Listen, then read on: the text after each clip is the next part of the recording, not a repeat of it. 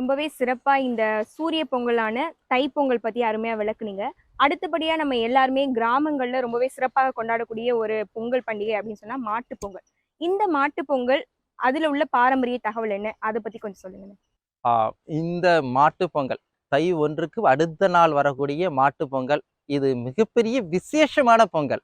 நம்ம உழைப்பவர்களுக்கு நன்றி சொல்லக்கூடிய விஷா. காளையருக்கு நன்றி சொல்லக்கூடியது. செல்வத்தின் அதிபதியே காளை தான். அதற்கு நன்றி சொல்லக்கூடிய நாள். கோமாதா. ஒவ்வொரு வீட்டிலும் நீங்க வேணா மாடு வளர்க்கலன்னு சொல்லலாம். ஆனா பால், தயிர், நெய் இத குடுக்கக்கூடிய அந்த கோமாதாவுக்கு உங்களுக்கு கருணை மிகுந்த அந்த கோமாதாவுக்கு நீங்க விசேஷமாக நன்றியும் அன்பும் கலந்து கொடுக்கக்கூடிய ஒரு அற்புத விஷா இந்த மாட்டுப்பொங்கல். வெறும் மாட்டுப்பொங்கல்னு சொல்லி இதை முடிச்சிட முடியாது. ஏன்னா உலகத்தில் இருக்கிற அத்தனை ஜீவராசிகளிலும் மிகப்பெரிய மேன்மையான ஜீவராசி இந்த பசு. அதனாலதான் இந்த பசுவுக்கு அவ்வளவு பெரிய விசேஷம். ஏன்னா தேவாதி தேவர்கள் அந்த பசுல தான் தங்கியிருக்கிறதாக ஐதீகம். அதனால பசு மாட்டு பொங்கல். இந்த மாட்டு பொங்கல் காலையிலே என்ன பண்ணணும்னா சூரிய ஓரையிலே, ஏன்னா சூரிய ஓரையிலே வில்வ இலை, பூக்கள், உங்களுடைய வீட்டில இருக்கிறடைய பூக்களை எடுத்துட்டு வந்து அந்த பன்னீர் தண்ணியிலே கலந்து மாடுகளுக்கு நீங்கள் குளிப்பாட்ட வேண்டும். மிகப்பெரிய விசேஷம் என்னன்னா அன்னைக்கு மாடுகளுக்கு குளிப்பாட்டுங்க. வண்ணந்தீட்டுங்கள், கொம்புகளுக்கு வண்ணந்தீட்டுங்கள். இதோடைய மிகப்பெரிய விசேஷம் அன்னைக்கு புது துணி, ஒரு துண்டு, ஒரு வேஷ்டி அந்த கோமாதாவுக்கு வைத்திருங்கள்.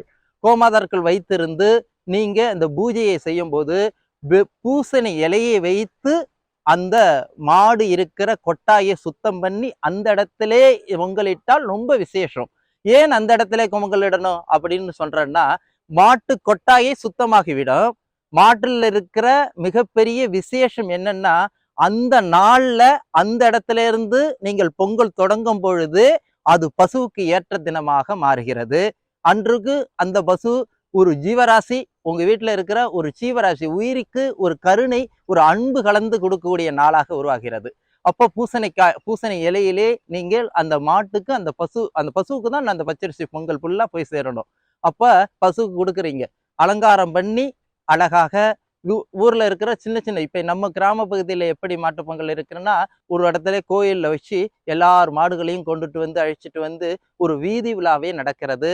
அங்க பக்கத்திலே உங்களுக்கு ஆலயம் இருந்தால் உங்களுடைய பசுவோ காளையோ அங்க கொண்டுட்டு போய் அங்க நீங்க ஆராத்தி எடுக்க வேண்டும். மறுபடி அங்கிருந்து வீதி விழா வந்தது பிறகு மாடுவே நீங்க கொண்டுட்டு வந்து வீட்டு கொட்டாயில நேரடியா கட்டிவிடாமல் வீட்டுக்குள் கொண்டுட்டு வந்து ஆராத்தி எடுங்கள். அப்ப ஆராத்தி எடுக்கல உங்க வீட்டிலுடைய மாடு, உங்க வீட்டுல பசு, உங்க வீட்டுல உள்ள காளை, உங்க வீட்டிலே கோமியமோ சாணமும் இட்டால் அந்த 12 மாதங்களும் உங்களுக்கு வசந்த காலங்கள் உருவாகும் என்பது ஐதீகம்.